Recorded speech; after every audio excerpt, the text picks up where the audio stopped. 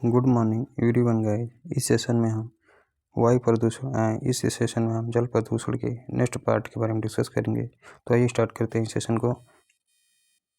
नौकली संरक्षण। नौकली संरक्षण फ्लोराइड के प्रदूषण के द्वारा उत्पन्न होता है। यद्यपि फ्लोराइड तत्व पानी में अल्प मात्रा में उपलब्ध होता है, जो मसूड़ों और धातुओं को संरक्षण प्रदान करता है, परंतु इसका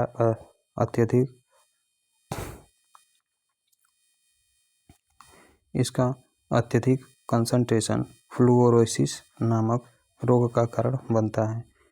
यानी कि फ्लोराइड की अल्प मात्रा यदि प्रेजेंट है तो यह मसूड़ों में होने वाली बीमारी से बचाता है, लेकिन इसकी कंसंट्रेशन जब आवश्यकता से अधिक होने लगता है तो एक प्रकार का बीमारी भी उत्पन्न कर देता है, जिसे हम फ्लोरोसिस के नाम से जानते हैं। मसूड़ों और धातुओं को संरक्षण प्रदान करता है। फिर से देख लेते हैं। नौकली संरक्षण फ्लोराइड के प्रदूषण के द्वारा उत्पन्न होता है। यानी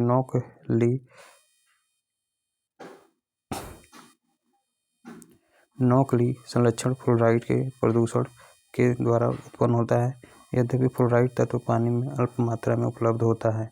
यदि फ्लोराइड तत्व पानी में अल्प मात्रा में उपलब्ध होता है तो मसूड़ों और धातुओं को संरक्षण प्रदान करता है, परंतु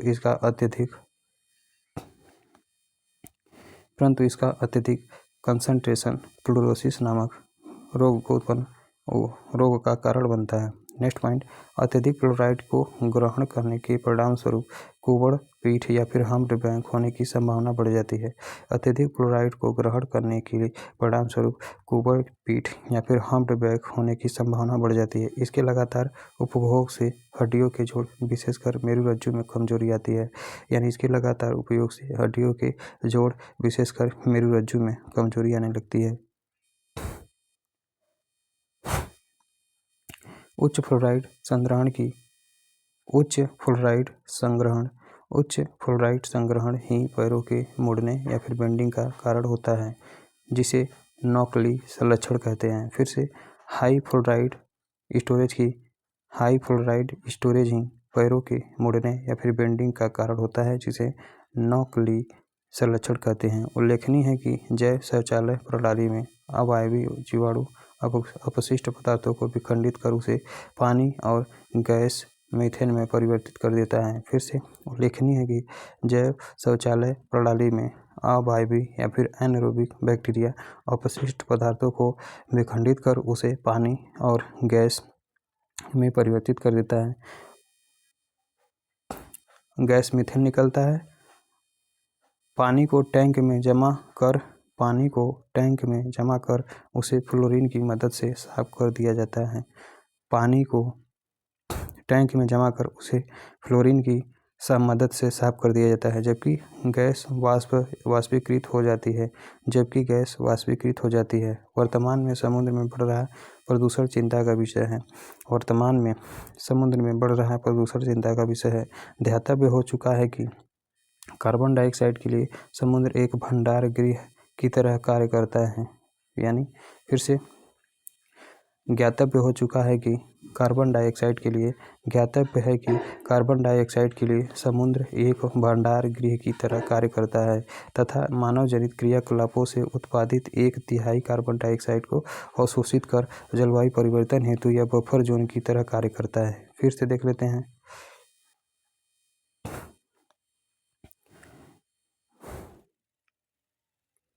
कार्बन डाइऑक्साइड के लिए यहाँ से देख लेते हैं। ध्यातव्य है कि कार्बन डाइऑक्साइड के लिए समुद्र एक भयंकर गृह की तरह कार्य करता है तथा मानव जनित क्रियाकलापों से उत्पादित 1/3 कार्बन डाइऑक्साइड को अवशोषित कर जलवायु परिवर्तन हेतु यह बफर जोन की तरह कार्य करता है।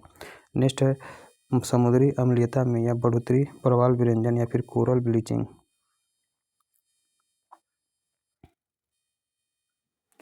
फिर से समुद्री अम्लीयता में या फिर ओसेनिक एसिडिटी में यह बढ़ोतरी प्रवाल विरंजन या फिर कोरल ब्लीचिंग की घटना के लिए उत्तरदायी है। महासागरों में बढ़ते अम्लीकरण के कारण कैल्शियम कैल्शियमी प्लांट्स प्लव की वृद्धि और उत्तरजीविता पर प्रतिकूल प्रभाव पड़ेगा। इसी प्रकार का प्रभाव प्रवाल भित्ति एवं डिंबक वादक प्लवों की वाली प्रणालियों पर पड़ेगा। राज्य प्रदूषण नियंत्रण बोर्ड के कार्य एवं अधिकार।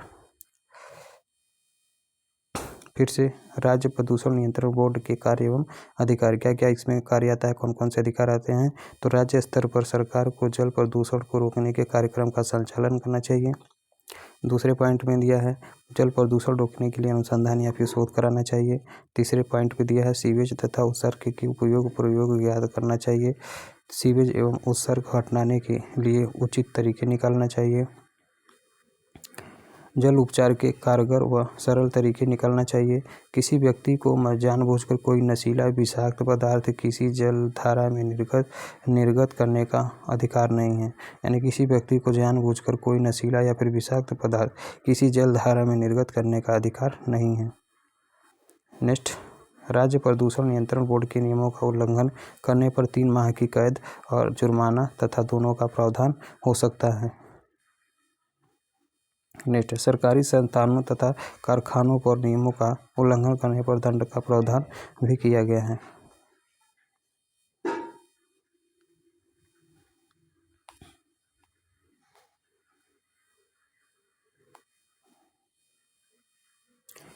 अगले क्वेश्चन में क्या बताया गया है, तो नेक्स्ट क्वेश्चन में बताया गया है भारत के समुद्री जल में हानिकारक शैवाल प्रस्फुटन में वृद्धि के प्रमुख कारकों में ज्वार नदमुख से पोषकों का प्रस्राव, मानसून में भूमि से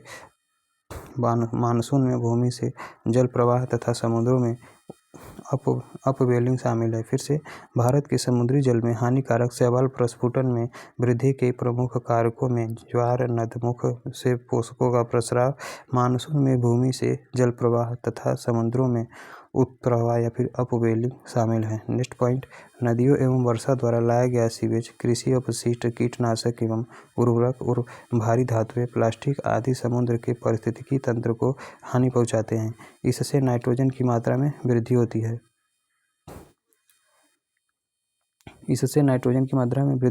नाइट्रोजन की अधिक मात्रा शैवालों की तीव्र वृद्धि को प्रेरित करती है।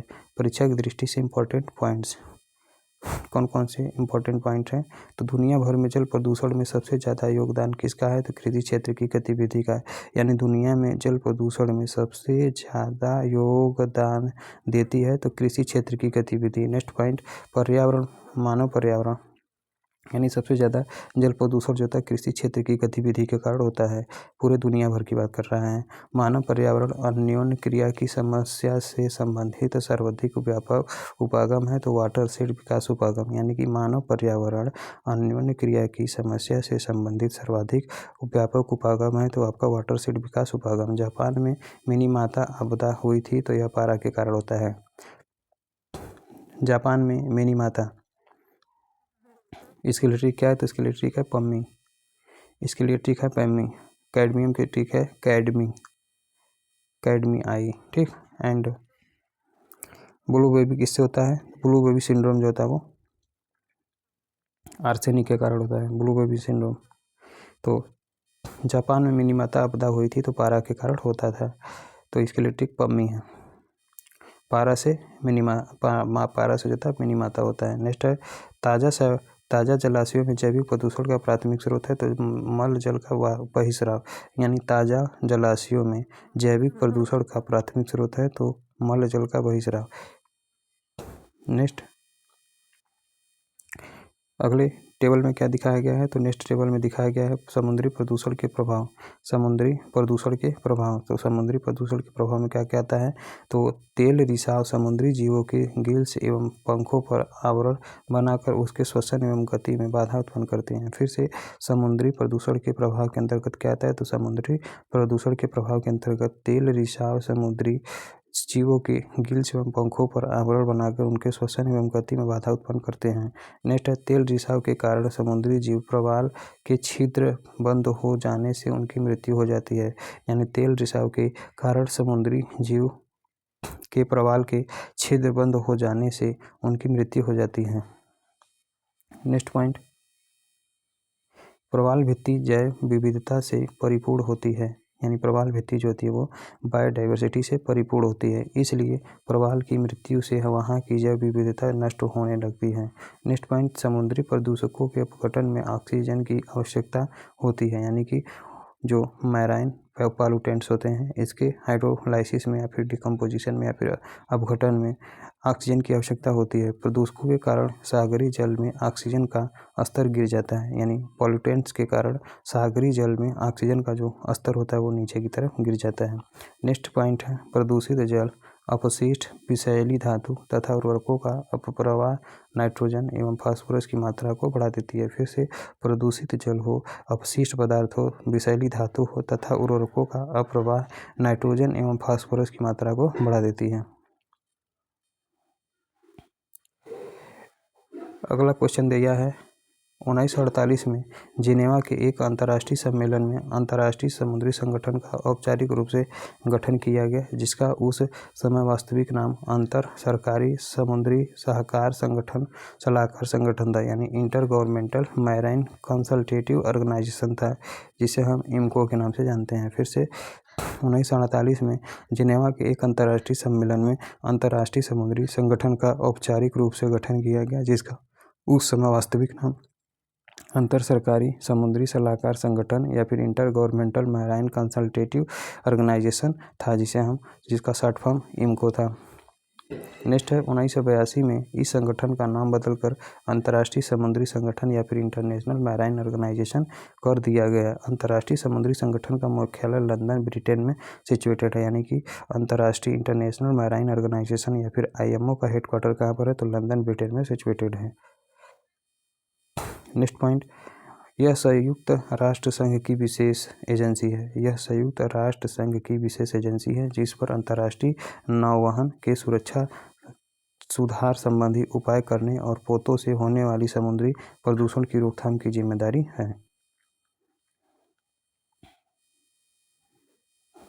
नेक्स्ट पॉइंट, यह संस्था उत्तरदायित्व और मुआवजा से संबंधित वैधानिक मामलों को देखने के अलावा अंतर्राष्ट्रीय समुद्री यातायात को सुविधाजनक बनाने का कार्य करती है। अब इधर क्या दिया है, तो महत्वपूर्ण दिवस दिया है और उससे संबंधित तिथि दिया है। विश्व पर्यावरण दिवस कब मनाया जाता है, तो 5 जून को मनाया जाता है। And wild life protection act 1972 ईस्वी में आया था, 5 जून 1972 ईस्वी को ही विश्व पर्यावरण दिवस 5 जनवरी 1972 से ही विश्व पर्यावरण दिवस पहली बार मनाया जाना चालू हुआ और 1972 में वाइल्ड लाइफ प्रोटेक्शन एक्ट भी बन गया और उसी दिन से पर्यावरण दिवस भी मनाया जाता है। विश्व वानिकी दिवस 21 मार्च को होता है। वर्ल्ड फॉरेस्ट्री डे 21 मार्च को मनाया जाता है। विश्व पर्यावरण दिवस या अक्टूबर का प्रथम सोमवार, यानी कि विश्व पर्यावरण दिवस को मनाया जाता है। तो विश्व पर्यावरण दिवस जो है वो अक्टूबर का प्रथम सोमवार मनाया जाता है। अक्टूबर का विश्व ओजोन दिवस को मनाया जाता है, तो 16 सितंबर 1987। ओ माई गॉड क्या बीन बजाया है, ओ माई गॉड क्या बीन बजाया है कांटे वाले बाबा ने।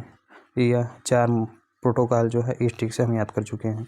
पृथ्वी दिवस कब मनाया जाता है, तो 22 अप्रैल को मनाया जाता है। जल थल वायु, यानी जल थल वायु, जल दिवस कब मनाते हैं, तो जल दिवस आपका 22 मार्च को मनाया जाता है। थल दिवस कब मनाया जाता है, 22 अप्रैल को मनाया जाता है। एंड बायोडाइवर्सिटी डे कब मनाया जाता है, तो यह 22 अप्रैल को मनाया जाता है। यही ट्रिक है हमारा। विश्व शौचालय दिवस कब मनाते हैं, तो 19 नवंबर को मनाया जाता है। विश्व शौचालय दिवस कब मनाया जाता है, तो विश्व शौचालय दिवस 19 नवंबर को मनाया जाता है। विश्व जल दिवस कब मनाया जाता है, 22 मार्च को मनाया जाता है। विश्व तंबाकू निषेध दिवस कब मनाते हैं, तो 31 मई को मनाते हैं। विश्व तंबाकू निषेध दिवस 31 मई को मनाया जाता है। विश्व वन्यजीव दिवस कब मनाते हैं, तो 3 मार्च 1972 ईस्वी को मनाया जाता है। विश्व वन्यजीव दिवस यानी कि वर्ल्ड वाइल्ड लाइफ डे 3 मार्च 1972 से मनाया जाता है। नेक्स्ट है आपका अगला हेडिंग चलेगा जल संसाधन यानी वाटर रिसोर्सेज। जैविक संसाधन जीव मंडल किसी जीव या जैविक पदार्थ से प्राप्त किए जाते हैं, यानी जैविक संसाधन जीव मंडल किसी जीव या जैविक पदार्थ से प्राप्त किए जाते हैं। और जैविक संसाधन के अंतर्गत आपका जैसे वन हो गया, पशु हो गया, उनसे प्राप्त हो सकने वाले पदार्थ। जीवाश्म ईंधन किसे कहते हैं, जैसे कोयला हो गया, पेट्रोलियम आदि इसी वर्ग में शामिल किए जाते हैं, क्योंकि ये विघटित जैविक पदार्थों से बनते हैं। शुद्ध जल जैविक संसाधन नहीं होता, यानी कि जो प्योर वाटर होता है वो जैविक संसाधन नहीं माना जाता है। फिर से जैविक संसाधन का मतलब क्या होता है, तो जैविक संसाधन जो होते हैं वो जीव मंडल किसी जीव या जैविक पदार्थ से प्राप्त किए जाते हैं, जैसे कि जल, वन हो गया। जैव संसाधन में वन हो गया, वन हो गया, पशु हो गया एवं उनसे प्राप्त हो सकने वाले जो जितने भी पदार्थ होते हैं सभी जो है जैव संसाधन के अंतर्गत आते हैं। जीवाश्म ईंधन जैसे कोयला हो गया, पेट्रोलियम आदि इसी वर्ग में शामिल किए जाते हैं क्योंकि ये विघटित जैविक पदार्थों से बनते हैं। ठीक, यानी उसका विघटन जल्दी से होता है, इसीलिए उसे जैव संसाधन के रूप में जाना जाता है या फिर बायो रिसोर्सेज के रूप में जाना जाता है। जब शुद्ध जल जैविक संसाधन के अंतर्गत नहीं आता है, जो प्योर वाटर होता है वो जैविक संसाधन के अंतर्गत बिल्कुल भी नहीं आता है। नेक्स्ट है, यह प्राकृतिक रूप से पृथ्वी पर पाया जाता है क्योंकि पीने योग्य जल पृथ्वी पर बहुत कम मात्रा में पाया जाता है, अतः इसे संरक्षित करने हेतु कई उपाय किए जाते हैं। विश्व जल दिवस मनाना विश्व जल दिवस मनाना उन उपायों में से एक उपाय है।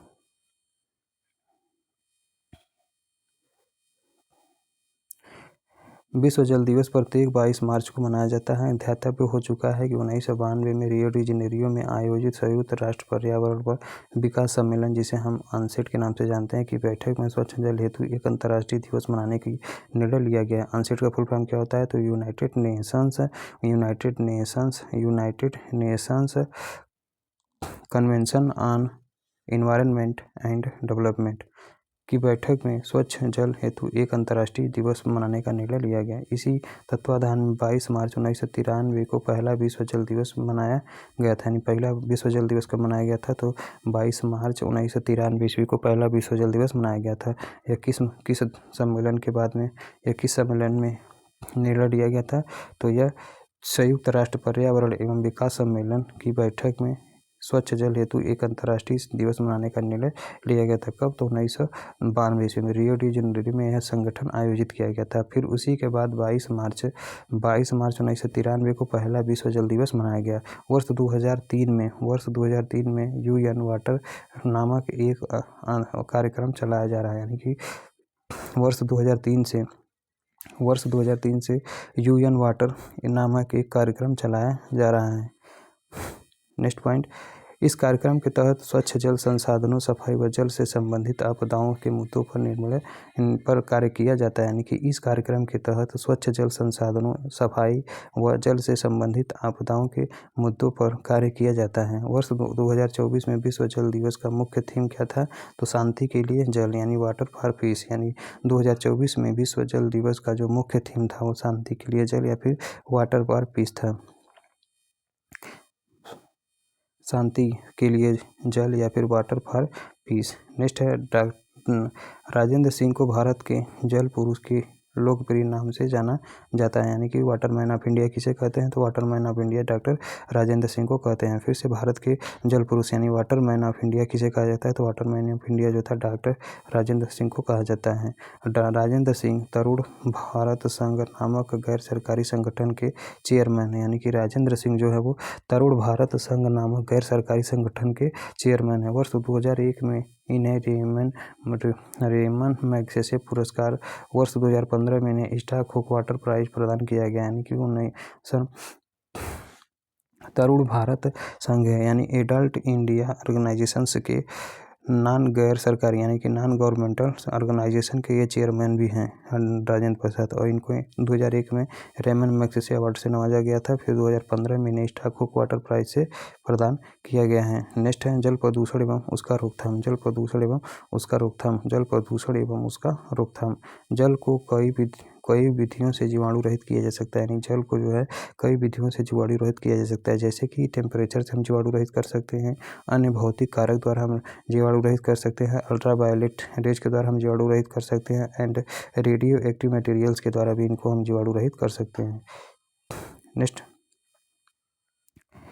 पॉइंट क्या है? रेडियो एक्टिव आयनों के द्वारा हम इसको जीवाणु रहित कर सकते हैं, रसायनों द्वारा ऑक्सीकरण करके जैसे ओजोन, आयोडीन एवं क्लोरीन के यौगिकों द्वारा हम जीवाणु रहित कर सकते हैं। क्लोरेमीन, जिसे हम NH2Cl के नाम से जानते हैं, क्लोरेमीन का फुल फॉर्म क्या होता है? तो क्लोरेमीन का जो केमिकल फार्मूला होता है NH2Cl होता है, तथा क्लोरीन डाइऑक्साइड, जिसे हम ClO2 के नाम से जानते हैं, भी जल को जीवाणु मुक्त करने हेतु प्रयुक्त किए जाते हैं। यानी कि क्लोरेमीन यानी NH2Cl तथा क्लोरीन डाइऑक्साइड, जिसे हम ClO2 भी जल को जीवाणु मुक्त करने हेतु प्रयुक्त किए जाते हैं। नेक्स्ट है, पेयजल को जीवाणु रहित करने के लिए क्लोरीन गैस का प्रयोग किया जाता है और ब्लीचिंग पाउडर का उपयोग किया जाता है। फिर से जल को जीवाणु रहित करने के लिए यानी पीने वाले जल को जीवाणु रहित करने के लिए उसमें क्लोरीन गैस मिलाया जाता है या फिर उसमें ब्लीचिंग पाउडर को मिलाया जाता है। क्लोरीन गैस जल शोधक के प्राथमिक चरण में जीवाणुओं को निष्क्रिय करने का कार्य करती है, यानी कि क्लोरीन गैस जो होता है जल शोधक के प्राथमिक चरण में जीवाणुओं को निष्क्रिय करने का कार्य करती है। नेक्स्ट है पराबैंगनी विकिरण, जिसे हम अल्ट्रावायोलेट रेज के नाम से जानते हैं, द्वारा भी जल का शोधन किया जाता है। पराबैंगनी विकिरण एक प्रकार का विद्युत चुम्बकीय विकिरण होता है। पराबैंगनी विकिरण युक्त जल शोधन प्रणालियों में बिना किसी खतरनाक रसायन जैसे कि क्लोरीन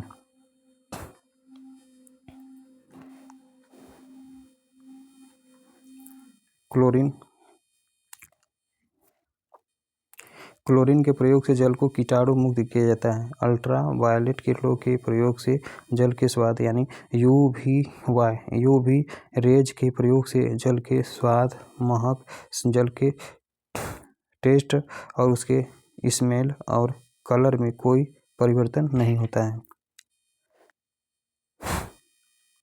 नेक्स्ट है परीक्षा की दृष्टि से इम्पॉर्टेंट पॉइंट्स यानी important points related to examinations. Bhopal में यूरेनियम कार्बाइड फैक्ट्री से जो गैस रिस गई थी वह कौन थी? तो मिथाइल आइसोसाइनेट थी। यानी भोपाल में यूरेनियम कार्बाइड फैक्ट्री से जो गैस रिस गई थी वो कौन सी गैस थी? तो मिथाइल आइसोसाइनेट थी। और कार्बारिल इंसेक्टिसाइड के फार्मेशन के समय 1984 ईस्वी में भोपाल गैस त्रासदी हुआ था, जिसमें बहुत सारे लोग जो है मर गए थे। नेक्स्ट क्वेश्चन, पॉलीथीन की थैलियाँ बनी होती हैं तो पॉलीमर की यानी प्लास्टिक। पॉलीथीन की जो थैलियाँ होती हैं किसकी बनी होती है? तो पॉलीथीन की जो थैलियाँ बनी होती है वो पॉलीमर से बनी होती हैं। जीवाणुओं से नष्ट नहीं होता है तो प्लास्टिक, यानी कि प्लास्टिक किसका डिकम्पोजिशन नहीं कर पाते हैं तो जीवाणु बैक्टीरिया जो होते हैं वो प्लास्टिक का डिकम्पोजिशन नहीं कर पाते। 1952 में गिलियो टोन्नेत्ता और कार्ल जीगलर ने खोज की थी तो पॉलीथीन की खोज की थी। मूलतः कार्बन एवं हाइड्रोजन के अणुओं से बनता है, यानी कि पॉलीथीन जो होता है वो मूलतः कार्बन और हाइड्रोजन के अणुओं से बनता है। 1922 ईस्वी में गिलियोटोन्नेत्ता और कार्ल जीगलर ने प्लास्टिक की खोज की थी या फिर पॉलीथीन की खोज की थी। फिर से 1922 ईस्वी में गिलियोटोन्नेत्ता और कार्ल जिगलर ने इसकी खोज की थी। कब? तो यह खोज किए थे पॉलीथीन के रूप में, और मूलतः यह कार्बन और हाइड्रोजन के अणुओं से मिलकर बनी होती है।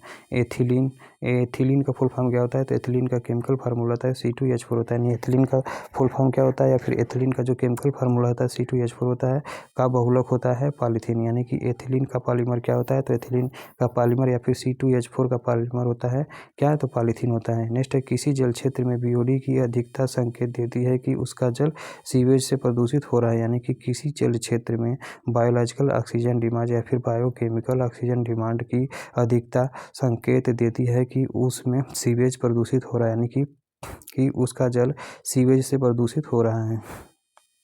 नेक्स्ट क्वेश्चन, नदी जल प्रदूषण के निर्धारण के लिए घुली हुई मात्रा मापी जाती है तो ऑक्सीजन से। यानी कि नदी जल प्रदूषण के निर्धारण के लिए, यानी कि नदी में जो जल प्रदूषण है इसके डिटर्मिनेशन के लिए घुली हुई मात्रा मापी जाती है। पानी की घुली हुई मात्रा मापी जाती है तो ऑक्सीजन से मापी जाती है। नेक्स्ट है गंगा नदी में BOD सर्वाधिक पाया जाता है तो कानपुर और प्रयागराज के मध्य। यानी कि गंगा नदी में बायोलॉजिकल ऑक्सीजन डिमांड या फिर BOD सर्वाधिक पाया जाता है तो कानपुर में चमड़ा का उद्योग के कारण ऐसा था, और फिर प्रयागराज के मध्य में भी प्रदूषण के कारण ऐसा देखने को हमें मिलता है। वह प्रदूषण कारक जो जैविक रूप से अपघटित होता है मल कहलाता है। फिर से वह प्रदूषण कारक वह पॉल्यूशन फैक्टर जो कि जैविक रूप से डिकम्पोज होता है तो उसे हम मल कहते हैं। स्वचालित वाहन निर्वातक का सबसे अविषालु धातु प्रदूषक कौन सा है? तो लेड है, जिसे आर्सेनिक के नाम से भी जानते हैं, लेड या फिर सीसा के नाम से जानते हैं। फिर से स्वचालित वाहन निर्वातक, यानी कि जो अपने आप से चलने वाले निर्वाहक होते हैं, वाहन होते हैं, निर्वातक का सबसे विषालु धातु प्रदूषक है आपका लेड। यानी कि स्वचालित वाहन निर्वातक का सबसे अविषालु धातु आपका धातु प्रदूषक है लेड होता है। उत्तर प्रदेश में प्रथम बायोटेक पार्क स्थापित किया गया है तो लखनऊ। फिर से उत्तर प्रदेश में प्रथम बायोटेक पार्क स्थापित किया गया तो लखनऊ। फिर से उत्तर प्रदेश में प्रथम बायोटेक पार्क स्थापित किया गया तो लखनऊ में। भीतरकनिका राष्ट्रीय पार्क कहाँ पर स्थित है? तो उड़ीसा में। यानी कि भीतरकनिका नेशनल पार्क कहाँ पर सिचुएटेड है? तो ये आपका उड़ीसा में सिचुएटेड है। नेक्स्ट क्या है? तो कोलकाता में पेयजल में संख्या या फिर आर्सेनिक प्रदूषण सर्वाधिक है, यानी कि कोलकाता के वेस्ट बंगाल में, यानी कोलकाता के वेस्ट बंगाल में पेयजल में आर्सेनिक प्रदूषण सर्वाधिक देखने को मिलता है। इसके बगल में जो बांग्लादेश है उसमें भी आर्सेनिक की प्रॉब्लम सबसे ज़्यादा देखने को मिलती है और जल प्रदूषण भी सबसे ज़्यादा वहीं पर देखने को मिलता है। नेक्स्ट है, शहरी क्षेत्रों की जल संबंधी जरूरतें अपशिष्ट जल के पुनर्चक्रण से पूरी की जा सकती है, यानी कि शहरी क्षेत्र की जल संबंधी ज़रूरतें जो होती है वो अपशिष्ट जल के पुनर्चक्रण से पूरी की जा सकती है। इससे जल का संरक्षण तो संभव होगा ही, साथ में अपशिष्ट जल को प्रयोग में भी लाया जा सकेगा। नेक्स्ट है, अपशिष्ट जल के प्रबंधन में राष्ट्रीय जल मिशन की महत्वपूर्ण भूमिका हो सकती है, यानी अपशिष्ट जल के प्रबंधन में राष्ट्रीय जल मिशन की महत्वपूर्ण भूमिका हो सकती है। साथ ही राष्ट्रीय जल मिशन के तहत ऐसे समुद्र तटीय शहर जिनके पास जल के अपर्याप्त वैकल्पिक स्रोत हैं उनकी जल आवश्यकताओं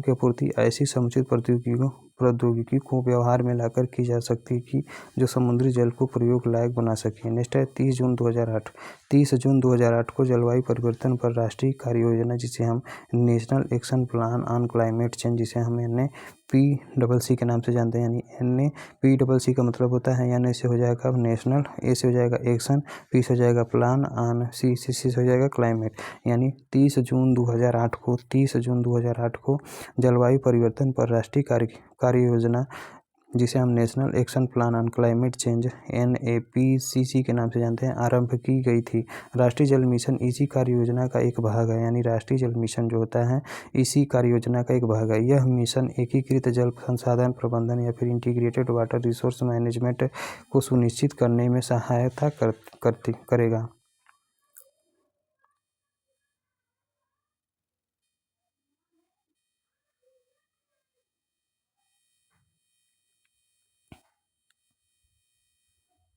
नेक्स्ट क्वेश्चन, इससे जल संरक्षण, जल के न्यायसंगत वितरण तथा जल के अपव्यय को कम से कम करने में सहायता मिलेगी।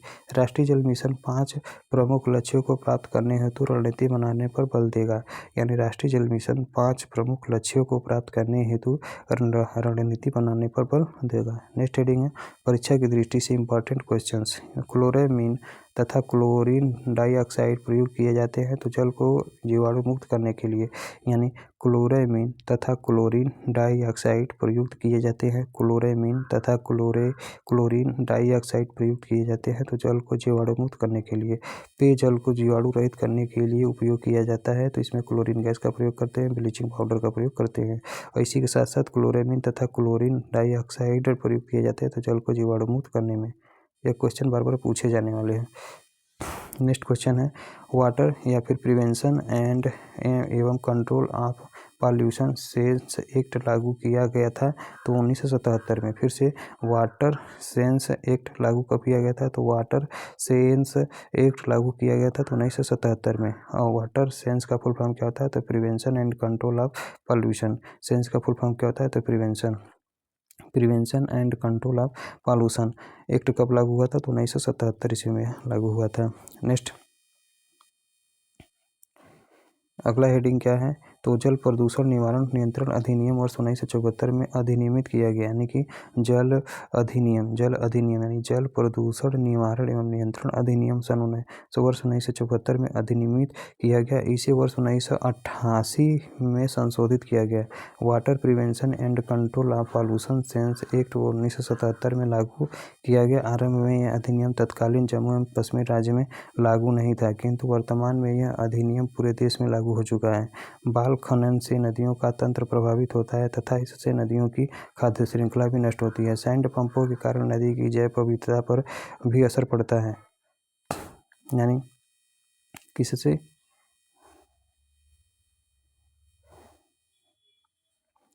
सैंड पंपों के कारण नदी की जैव विविधता पर भी असर पड़ता है। बालू खनन से नदियों का प्रवाह पथ प्रभावित होता है।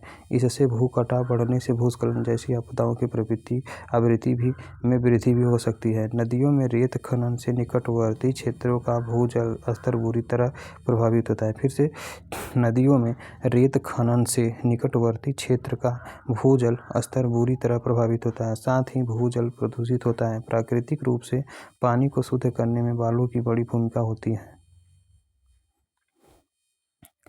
बालू खनन के कारण नदियों की स्वतः जल को साफ कर सकने की क्षमता बहुत दुष्प्रभाव पड़ता है। वायु प्रदूषण हो गया, जल प्रदूषण हो गया। अब चलेगा तीसरे नंबर पे ध्वनि प्रदूषण। तो ध्वनि प्रदूषण के बारे में डिस्कस करते हैं। तो व्हाट डू यू मीन ध्वनि प्रदूषण? किसी वस्तु से उत्पन्न सामान्य आवाज़ को ध्वनि कहते हैं। यानी किसी वस्तु से उत्पन्न सामान्य आवाज़ को ध्वनि कहते हैं। जब ध्वनि की तीव्रता अधिक हो जाती है तो यह उसे शोर कहते हैं। यानी कि किसी वस्तु से उत्पन्न सामान्य आवाज़ को हम ध्वनि कहते हैं। जब ध्वनि की तीव्रता अधिक हो जाती है तो उसे शोर कहते हैं। और तेज ध्वनि को वातावरण में इसके विपरीत प्रभाव का अनुमान लगाए बगैर उत्पन्न करने को ध्वनि प्रदूषण कहते हैं। फिर से तेज ध्वनि को वातावरण में इसके विपरीत प्रभाव का अनुमान लगाए बगैर उत्पन्न करने को ध्वनि प्रदूषण कहते हैं। नेक्स्ट है, यह अवांछित ध्वनि मानव वर्ग में अशांति एवं बेचैनी उत्पन्न करती है। ध्वनि की इकाई क्या होती है? तो ध्वनि को मापने की इकाई डेसिबल होती है। इसे यह नाम अलेक्जेंडर ग्राहम बेल के काम को सराहने की दृष्टि से दिया गया। यानी डेसिबल जो नाम है यह अलेक्जेंडर ग्राहम बेल के काम को सराहने की दृष्टि से दिया गया है।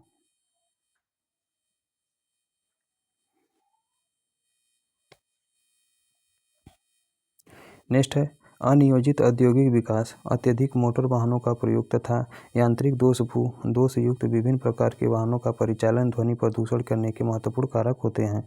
ध्यातव्य है कि जेट एयरक्राफ्ट के उतरने या फिर उड़ान भरने के समय बहुत अधिक ध्वनि प्रदूषण होता है। फिर से ज्ञातव्य है कि जेट एयरक्राफ्ट के उतरने या फिर उड़ान भरने के समय बहुत अधिक ध्वनि प्रदूषण हमें देखने को मिलता है। अब हम बात करते हैं, कुछ इम्पॉर्टेंट चार्ट दिया है ध्वनि प्रदूषण से संबंधित, तो इसको हम डिस्कस कर लेते हैं इसके बारे में। तो एक तरफ आपका ध्वनि का स्रोत दिया है, दूसरी तरफ उसका ध्वनि की यूनिट दी है। तो पत्तियों की सरसराहट में कितना ध्वनि होता है? तो 20 डेसिबल होता है। यानी पत्तियां जब सरसराहती है, यानी कि पत्तियों की सरसराहट में ध्वनि का आवेग कितना होता है? तो 20 डेसिबल होता है। फुसफुसाते हैं, यदि कोई व्यक्ति फुसफुसाता है तो उसमें ध्वनि का आवेग कितना होता है? तो 30 डेसिबल होता है। कमरे या फिर शांत कार्यालय की ध्वनि कितनी होती है? तो 40 डेसिबल होती है। सामान्य बातचीत के समय ध्वनि कितनी रखी जाती है? तो 60 डेसिबल रखी जाती है। ट्रक की आवाज़ जब आती है तो वह 80 से 85 डेसिबल के बीच में रहती है। जेट इंजन की जब आवाज़ लगती है तो यह 120 डेसिबल होती है। और जेट प्लेन का यानी जेट इंजन की आवाज़ जो आती है तो 120 डेसिबल होती है। जेट प्लेन का उतरना जो होता है वो 150 डेसिबल उस समय आवाज़ होती है। रॉकेट इंजन जब छोड़ा जाता है तो उस समय डेसिबल की आवाज़ 180 होती है। फिर से एक बार रिपीट कर लेते हैं। तो पत्तियों की सरसराहट जब होती है तो 20 डेसिबल आवाज़ होती है। फुसफुसाते हैं 30 डेसिबल आवाज़ होती है। कमरे या फिर शांत कार्यालय की ध्वनि कितनी होती है? तो 40 डेसिबल होती है। सामान्य बातचीत के समय ध्वनि कितनी होती है? तो 60 डेसिबल होती है। ट्रक की आवाज़ आती है तो 80 से 85 डेसिबल आवाज़ होती है। जेट इंजन की आवाज़ जब आती है तो यह 120 डेसिबल हो जाता है। जेट प्लेन के उतरने के समय कितनी आवाज़ होती है? तो जेट प्लेन के उतरने के समय जो आवाज़ होती है वो 150 डेसिबल होती है। रॉकेट इंजन के समय कितना आवाज़ हो जाती है? तो 180 डेसिबल होता है। नेक्स्ट क्वेश्चन क्या कह रहा है? तो अगला क्वेश्चन है, ध्वनि की गति से तेज चलने वाले जेट विमानों से उत्पन्न शोर को सोनिक बूम या फिर सोनिक बूम कहते हैं। फिर से ध्वनि की गति से तेज चलने वाले जेट विमानों से उत्पन्न शोर को हम सोनिक बूम कहते हैं। फिर से ध्वनि की गति से तेज चलने वाले जेट विमानों से उत्पन्न शोर को हम सोनिक बूम कहते हैं। सोनिक बूम को मैक इकाई यूनिट में व्यक्त किया जाता है। यानी कि सोनिक बूम को इकाई क्या होती है? तो सोनिक बूम का जो इकाई होता है वो मैक इकाई होता है। मैक यूनिट होता है। मैक यूनिट में इसे व्यक्त किया जाता है। जो वस्तुएं ध्वनि की रफ्तार से चलती हैं, उनसे उत्पन्न शोर को हम मैक फर्स्ट कहते हैं। फिर से जो वस्तुएं ध्वनि की रफ्तार से चलती हैं उनसे उत्पन्न शोर को हम मैक फर्स्ट कहते हैं। यदि यह रफ्तार ध्वनि की रफ्तार से दोगुनी होती है तो इसे मैक सेकंड कहते हैं। फिर से, जो वस्तुएं ध्वनि की रफ्तार से चलती हैं उनसे उत्पन्न शोर को हम मैक फर्स्ट कहते हैं। यदि यह रफ्तार ध्वनि की रफ्तार से दोगुनी होती है तो इसे हम मैक सेकंड के नाम से जानते हैं। नेक्स्ट है, अतः विशालकाय हरे पौधे अधिक ध्वनि प्रदूषण वाले क्षेत्रों में रोपित किए जाते हैं। यानी कि अतः विशालकाय जो हरे पौधे होते हैं अधिक ध्वनि प्रदूषण करने वाले, यानी कि अतः विशालकाय हरे पौधे अधिक ध्वनि प्रदूषण वाले क्षेत्रों में रोपित किए जाते हैं क्योंकि उनमें ध्वनि तरंगों को अवशोषित करने की क्षमता होती है। ध्वनि प्रदूषण को नियंत्रित करने वाले ये हरे पौधे ग्रीन मफलर कहलाते हैं। फिर से, अतः विशालकाय हरे पौधे अधिक ध्वनि प्रदूषण वाले क्षेत्रों में रोपित किए जाते हैं क्योंकि उनमें ध्वनि का तरंगों का अवशोषित करने की क्षमता होती है। ध्वनि प्रदूषण को नियंत्रित करने वाले ये हरे पौधे ग्रीन मफलर कहलाते हैं। नेक्स्ट है, ध्वनि प्रदूषण से होने वाले रोग, यानी ध्वनि प्रदूषण से कौन कौन से रोग होते हैं। तो मानव में ध्वनि प्रदूषण से होने वाला रोग निम्नलिखित है।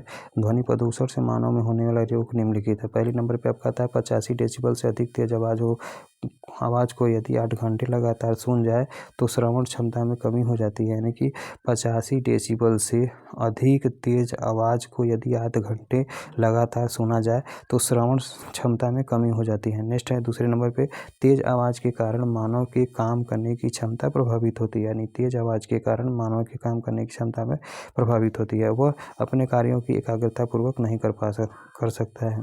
तीसरा, ध्वनि प्रदूषण के कारण व्यक्ति की मानसिक बीमारी, यानी ध्वनि प्रदूषण के कारण व्यक्ति की मानसिक बीमारी, पाचन और हृदय संबंधी रोग, गर्भपात और असमान व्यवहार से ग्रसित हो जाता है। यानी कि ध्वनि प्रदूषण के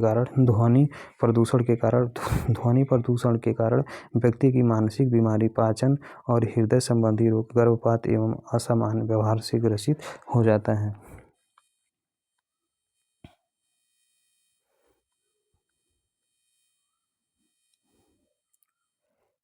अगला हेडिंग दिया है ध्वनि प्रदूषण के उपाय।